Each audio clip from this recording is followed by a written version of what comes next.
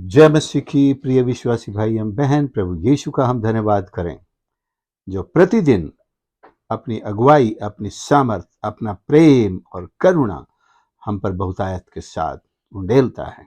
आज भी हमारा परमेश्वर उसका प्रेम भरपूरी के साथ हमारे जीवनों में हमारे साथ है। हम कई बार अपने आप को बहुत एक इमरजेंसी में दिखाते हैं कि हमारा काम तुरंत होना चाहिए, भले हमारे पास काम के बाद बहुत समय बचा हो और कहीं अगर हमें किसी लाइन में खड़ा होना पड़े, हम चाहते हैं कि हमारा काम सबसे पहले हो, हम लाइन में सबसे आगे कर दिए जाएं, फेवर कर दिए जाएं। और अगर हम लास्ट में भी आए हैं तो भी हम ऐसा कुछ सोचेंगे कि हमको आगे खड़ा होने का अवसर मिल जाए। मनुष्य के अंदर यह प्रवृत्ति है कि उसके काम जल्द से जल्द तुरंत होने चाहिए। क्या कभी हमने सोचा परमेश्वर भी कभी ऐसा सोचता है कि उसका काम भी तुरंत और सबसे पहले और जल्द से जल्द होना चाहिए? आज एक ऐसा बाइबल का पैसेज में आपके सामने रखना चाहता हूं जो हमें मत्ती 21 अध्याय और उसके 28 पद से आगे मिलता है, जहां इस प्रकार लिखा है। एक किसान के दो पुत्र थे। प्रभु यीशु ने आरंभ किया बोलना, तुम क्या सोचते हो? किसी मनुष्य के दो पुत्र थे। उसने पहले के पास जाकर कहा, हे पुत्र, आज दाख की बारी में काम कर। उसने उत्तर दिया, मैं नहीं जाऊंगा, परंतु बाद में पछता कर गया। पिता ने दूसरे के पास जाकर ऐसा ही कहा, अर्थात जाकर दाख की बारी में, हे पुत्र, आज दाख की बारी में काम कर। दूसरे ने क्या कहा? उसने उत्तर दिया, जी हां, जाता हूं, परंतु नहीं गया। अब आगे लिखा है कि उसने सुनने वालों से पूछा कि इनमें से किसने अपने पिता की इच्छा को पूरा किया? तो जवाब मिला कि पहले वाले ने। लेकिन मेरा फोकस आज इस बात पर है, आज जाकर दाख की बारी में काम कर। आज ये उसको एक प्री प्लानिंग के साथ नहीं बताया गया था। जैसे पिता सवेरे उठा नींद से और उसको नींद से माने जगाया, या वो नाश्ता कर रहा होगा, उसने कहा आज दाख की बारी में जाओ और काम करो। तो पहले वाले ने एकदम से इमीडिएटली तो मना कर दिया। ये मनुष्य का स्वभाव है कि हाँ, एकदम से नहीं निकलता है, लेकिन दूसरे वाले से निकला। हाँ जी सर, इंग्लिश में लिखा यस सर आई गो। पिताजी से कह रहा है yes sir I go, but he did not go. But the first one said, he denied, no, I will not go. But immediately he repented, felt sorry, and then he went. फिर दाग की बारी में गया। दोनों से पिता ने बड़ी इमरजेंसी तरीके से दाग की बारी में काम करने जाने के लिए कहा। क्या परमेश्वर को कोई इमरजेंसी है? बिल्कुल होना चाहिए, क्योंकि जब हम आज दुनिया में देखते हैं किस तरह से पापी नाश हो रहे हैं, उन्हें अपने ही जीवन की चिंता नहीं है। इस संसार की रंगीनियों में ऐसे खोए हैं कि उन्हें पता ही नहीं किस पल इस दुनिया से वो चले जाएंगे। तो ये जो अवस्था है, ये परमेश्वर को एक तरह से संकटकालीन कार्यकर्ता के रूप में, काम करने वाले के रूप में खड़ा करती है। जब हमने अभी अभी कोरोना को देखा है, वो पूरे दुनिया के अंदर एक इमरजेंसी लगी हुई थी। हर कोई इस तरह से काम कर रहा था कि मानो एक पल के अंदर हमें एक जिंदगी को, एक नहीं अनेक जिंदगियों को बचाना है। तो एक ऐसी अवेयरनेस हर इंसान के अंदर आ गई कि हमें एक पल भी खोना नहीं है, चाहे अपनी जिंदगी हो, अपनों की जिंदगी हो, हमें तुरंत बचानी है। तो जैसा जवाब दूसरे वाले ने दिया, यही जवाब, लेकिन उसका जो रिस्पॉन्स था उसके बाद कि वो नहीं गया, ये नहीं होना है। दुनिया आज इन्हीं दो रिस्पॉन्सेज में बटी हुई है। बहुत से कहते हैं हाँ हम करेंगे, हम प्रभु की सेवा करेंगे, हम जाएंगे, हम आत्माओं को समाचार सुनाएंगे, हम उनको लेकर आएंगे प्रभु के पास। हाँ तो बोलते हैं लेकिन जाते नहीं है। दूसरी तरफ वे लोग हैं जो तुरंत मना करते हैं, भाई हमको तो बख्श दो, हमको छोड़ दो। लेकिन फिर जब उनके अंदर वो एक आत्मा जागृत है, विवेक जागृत है, उनके अंदर ईश्वर का प्रेम जो है उनको विवश करता है, नहीं हम आत्माओं को कैसे मरने दे सकते हैं, हम इस दुनिया को पाप में कैसे नाश होने के लिए छोड़ सकते हैं। वो तुरंत तौबा करते हैं, नहीं मैं जाऊंगा, और वो पछताते हैं और चले जाते हैं, अपना सब कुछ दाव पे लगाते हैं, अपना खर्चा करते हैं, समय का, धन का, रिसोर्सेस का भी, और वो जाकर के दाख की बारी में काम करते हैं। ये दाख की बारी एक सिंबॉलिक है, प्रतीकात्मक है इज़राइल के घराने के लिए, इज़राइल के लिए, कि परमेश्वर इज़राइल को दाख की बारी कहता है और स्वयं उसका किसान है, और प्रभु यीशु उसका पुत्र, वो भी किसान का पुत्र है, वो भी उसमें काम करने के लिए आया और इसने इसी दाख की बारी के लिए अपने प्राण दिए हैं, उसको बचाने के लिए।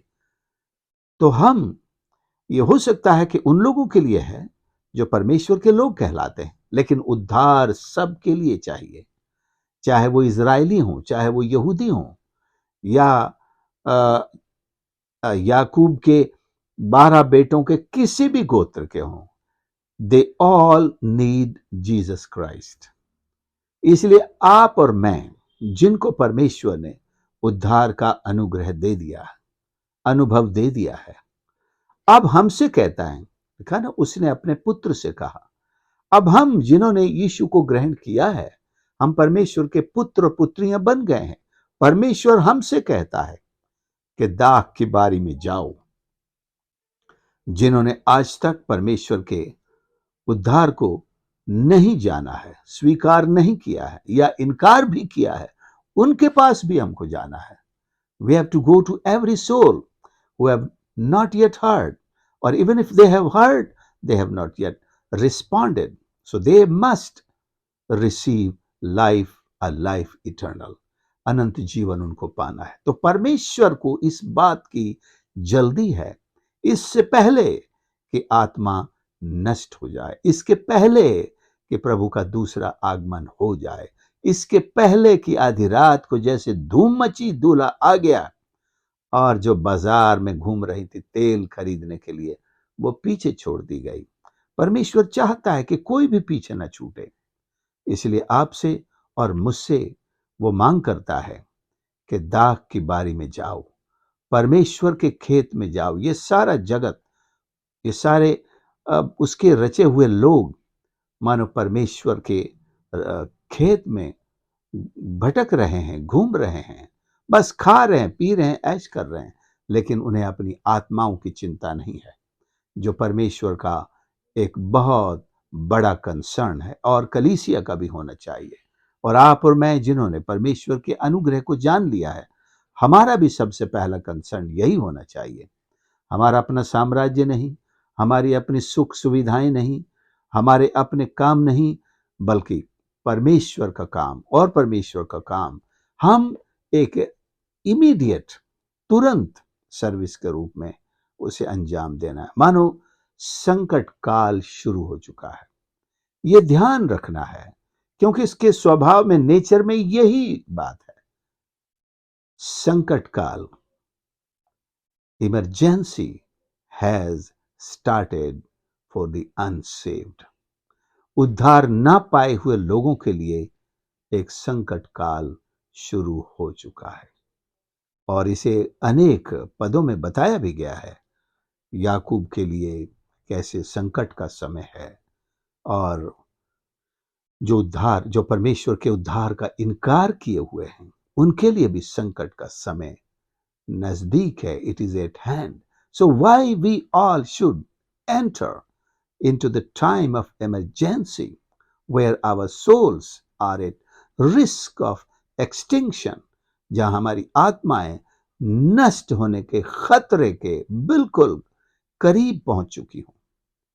परमेश्वर आपसे और मुझसे कहता है मेरे खेत में जाकर आज काम कर, अर्थात मेरा सुसमाचार लेकर जाओ। परमेश्वर ने अनेक दृष्टांतों के माध्यम से इसी बात को बार बार दोहराया है, बताया है।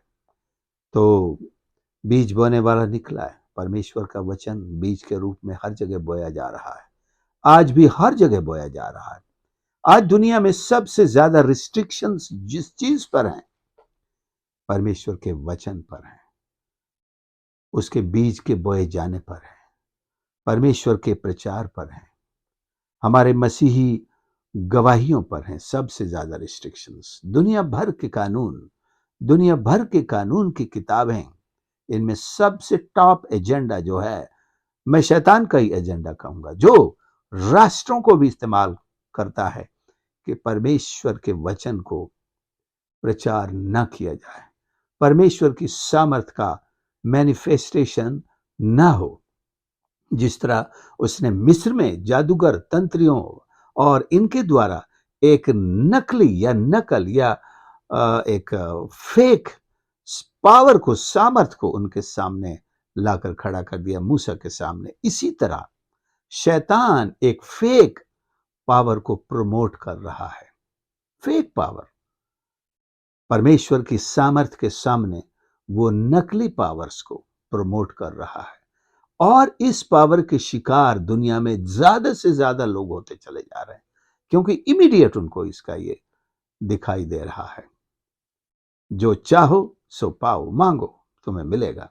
इस तरह के विज्ञापन दुनिया में मशहूर होते हैं, और जादू, टोना, तंत्र, मंत्र के प्रभाव से वे परमेश्वर की सामर्थ का सामना करना चाहते हैं।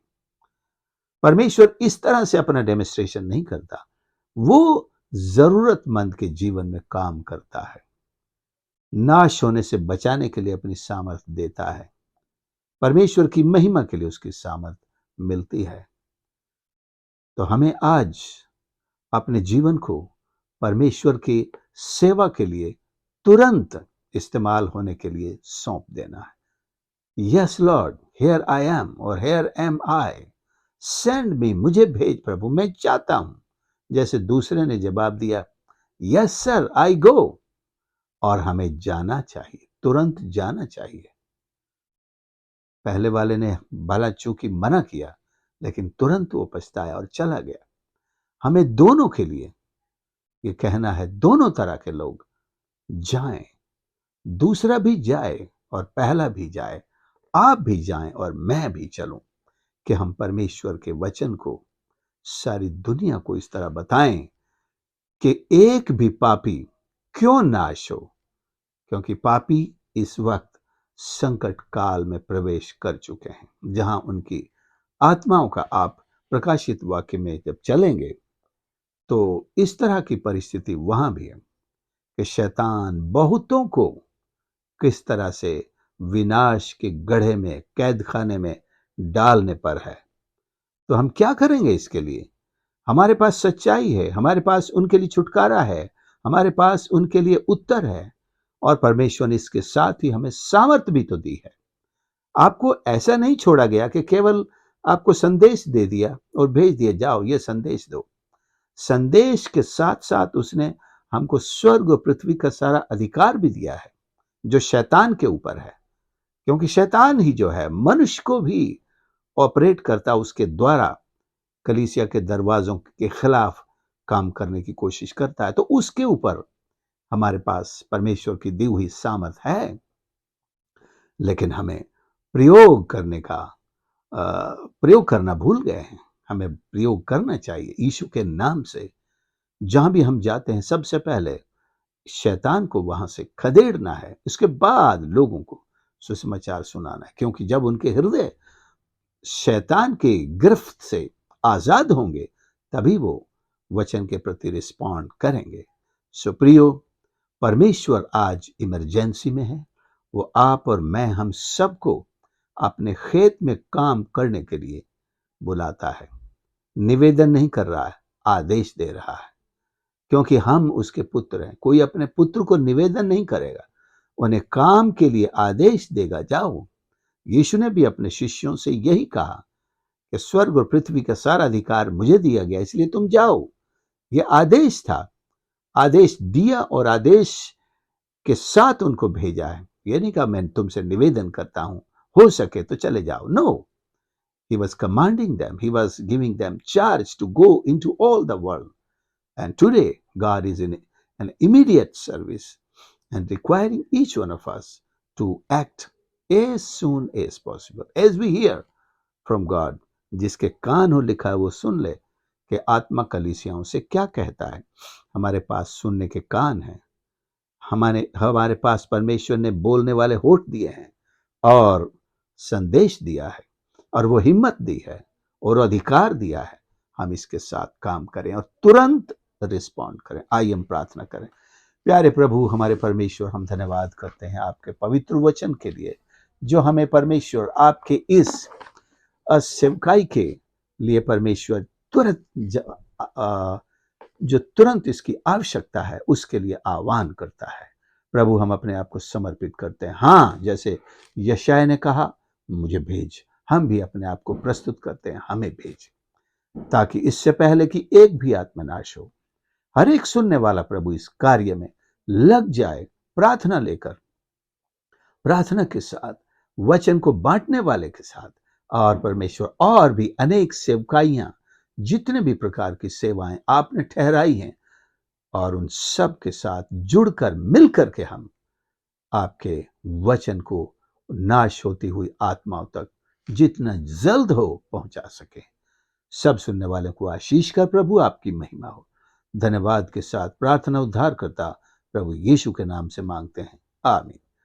प्रभु आपको आशीष दे। आपने संदेश को सुना, जरूर दूसरों के साथ भी शेयर करें, और इस तरह हम प्रभु की सेवा में अपने साथ और दूसरों को भी साझीदार बनाते हुए प्रभु के खेत में बहुतायत से काम कर सकें। प्रभु आपको आशीष करे। संदेश को शेयर करें और आपके लाइक्स और कमेंट्स दें, और यदि आपने चैनल को आज तक सब्सक्राइब नहीं किया है तो प्लीज सब्सक्राइब भी कर लें। God bless you.